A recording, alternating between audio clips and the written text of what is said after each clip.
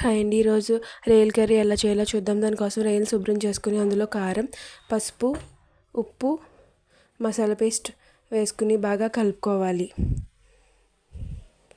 తర్వాత కడాయి పెట్టుకుని అందులో ఆయిల్ వేసుకుని రొయ్యలను బాగా ఫ్రై చేసుకోవాలి.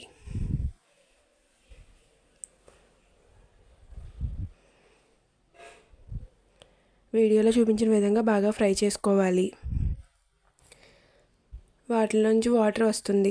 ఆ వాటర్ వచ్చి ఎగిరిపోయేంత వరకు ఫ్రై చేసుకోవాలి.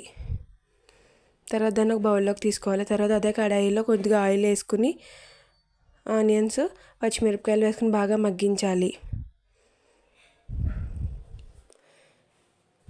అలా మగ్గిన తర్వాత అందులో మనం ఫ్రై చేసుకుని పెట్టుకున్న రొయ్యలను అందులో వేసుకోవాలి.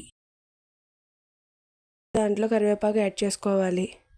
కరివేపాకు వేసుకుని బాగా కలుపుకోవాలి. తర్వాత అందులో కొద్దిగా వాటర్ యాడ్ చేసుకోవాలి.